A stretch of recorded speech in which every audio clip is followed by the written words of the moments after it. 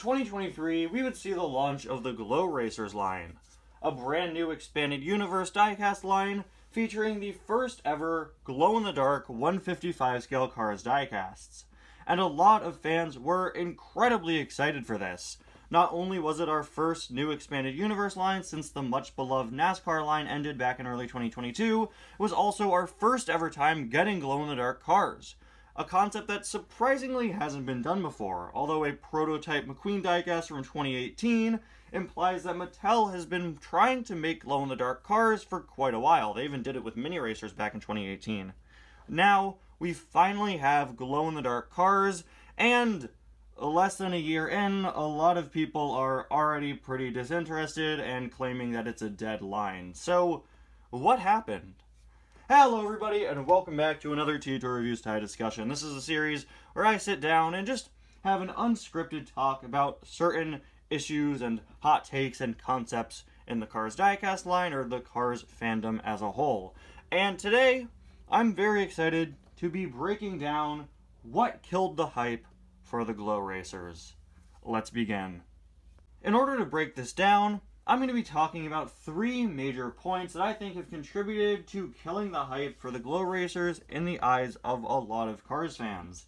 These are three major points or arguments that I've heard a lot in my live streams and my comments and over on my Discord server. And easily the biggest complaint I've heard about the Glow Racers line is that they have a poor release schedule, and that it's taking way too long for the line to release items.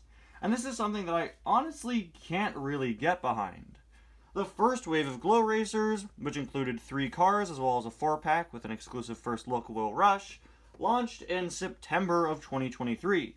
A second wave with 2 new releases, Chase and Fillmore, launched in December.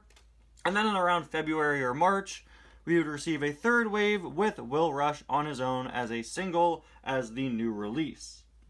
And honestly, I think that's a much more consistent release schedule than I've seen for a lot of other Cars Expanded Universe lines. Oftentimes, a Cars Expanded Universe line will go missing for like 6 months and then suddenly pop up and make a few new releases, and we'll all be like, wait, the Endurance Racers are still going? Wait, they weren't done with the NASCAR releases? So I think that the Glow Racers have had a pretty consistent schedule, all things said.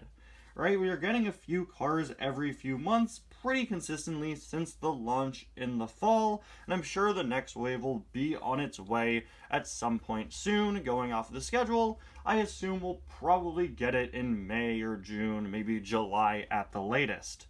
So why are people complaining that it's taking too long? Well, I think the first point is just how small these waves have been. The first wave was only 3 diecasts, something that I remember finding very strange when the case listings first got announced. Yeah, we were just having 3 cars for the first wave. Well, I later understood quite a bit better when I saw that the Glow Racers would be priced at around $7 each. That's quite a bit for a Cars diecast that looks like just a regular 155 scale release. Usually when a Cars diecast line starts, they put a pretty big push in the first wave, making sure you have a good number of releases to start off with. I'd say most expanded universe lines start with double what the Glow Racers gave us in the first wave. Look at the color changers. Yeah, the color changers have only 2 or 3 releases every wave that are new, and they still do just fine, and fans still like them just fine. But when the color changers first came back in 2020, they released a wave of 6 cars, and then we've gotten 2 or 3 new releases in every wave since. The fact that the entire Glow Racers lineup, 6, 7, 8 months in, is what could very well have been just a first wave, I think is a pretty big contributing factor to people feeling like it's taking too long. I use the color changers as an example because they're also a $7 diecast line, and so are the XRS Mud Racers. So were all of the XRS lines. They were actually $6. So I thought at first going into this video, when I was planning out what I was going to say, I thought maybe the reason why they did less Glow Racers was simply because they're a bit more expensive, and that could very well be a part of it.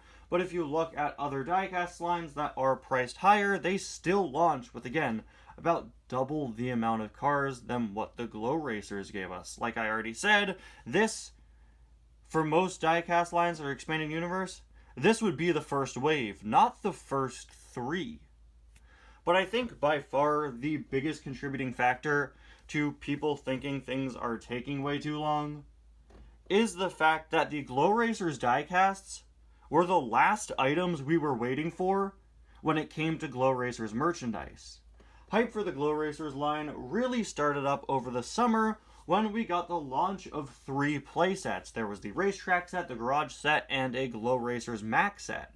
At around this time, we were also receiving Glow Racers merchandise in other toy lines. And now that we had these playsets out and people were getting their hands on the playsets, it was really awkward that we didn't have the diecasts yet.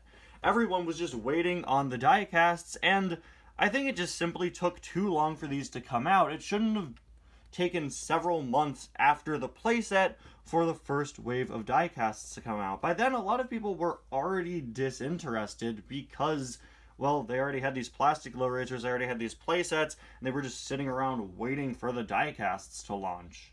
I think that really, in my opinion, is the biggest issue as to why people are saying the Glow Racers are taking too long. While I came here and started by saying the Glow Racers line launched in September, the first Glow Racers merchandise compatible with the diecast line came out several months earlier in July, and additionally, around that time when those playsets came out, we got a leak of what many of the diecasts would look like. The actual metal diecasts, not just the plastic ones. We got a full leak of what they would look like.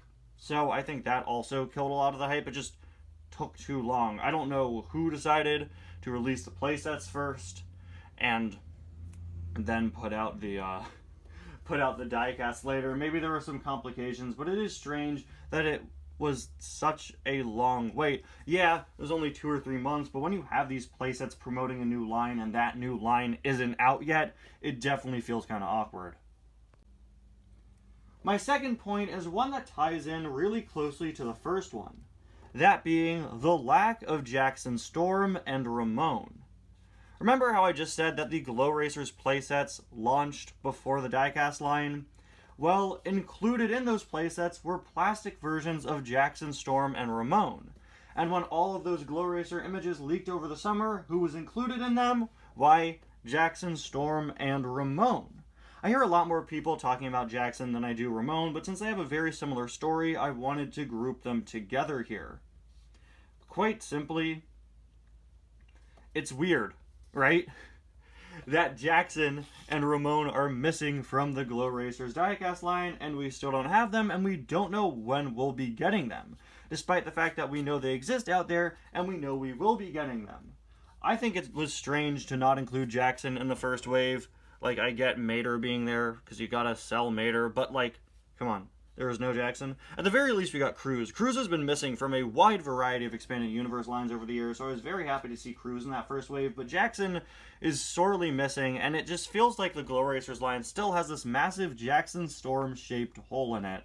People are really excited to get a Glow Racers Jackson, because we know what he looks like. We've seen his plastic playset variant. People really want to get their hands on the actual official diecast, and the same is true for Ramon, but we haven't gotten them.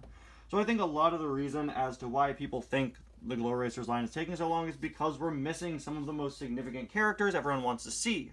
Which, because those playsets launched before the diecasts, were some of the first items we saw for the Glow Racers line. Jackson's been featured in several other merchandise lines, and we got that plastic variant. And people just want to see that normal diecast and add it to their collections, and I don't blame them.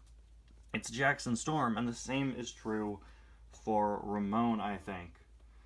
And honestly, the same is true for several other cars that we've heard are coming out for the Glow Racers line.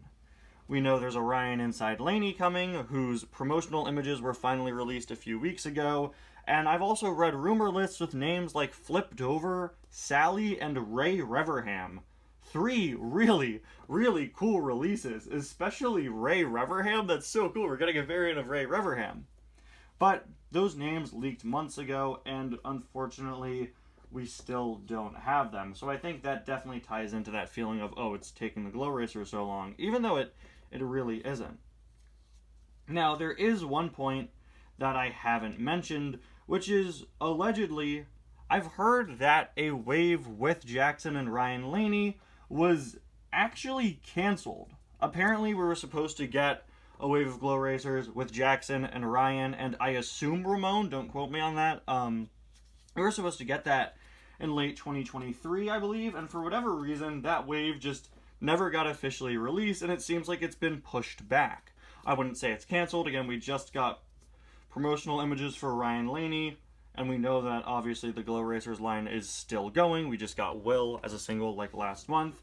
So it seems that that case has for now been delayed, but I think that certainly doesn't help things, right? That would have given us more items in the Glow Racers line early on, and it would have also given us more of the most anticipated characters, at least in the form of Jackson Storm, right? So I think that's another big contributing factor, and that adds to my point that I made regarding the first argument, which is that there aren't that many releases out now. If we'd gotten that wave, you know, assuming that would have been the second wave, right, with Jackson and Ryan, and then we got these right after, this wave with these two, I think that really would quell a lot of complaints, because I think Jackson missing, despite being one of the first things revealed for the wave, or revealed for the toy line, is one of the biggest issues.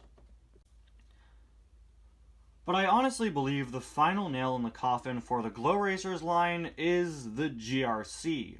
The GRC is a new Cars diecast line launching in 2024. It's actually not a store exclusive line like the Glow Racers are. It's part of the main line and has already been pretty heavily promoted as the big new thing for the Cars diecast line in 2024. It brings back the World Grand Prix racers and adds some Cars 3 racers with Jackson and Cruz and of course McQueen himself for a brand new expanded universe race, and the fan reception to it has been overwhelmingly incredibly positive. To this day, the TROC, the previous World Grand Prix racer variant line we got back in 2014 to 2016, is one of the most beloved expanded universe Cars lines, and so people were super excited to see a spiritual successor. It came out of nowhere and has really taken the Cars fan base by storm these past few months, with people really, really excited about this line. And as excited I am for the GRC line, and trust me, I really am. I think it's a really great concept, and I'm so happy to be getting new World Grand Prix racer variants. I think Mattel really shot themselves in the foot, because they're still making the Glow Racers line.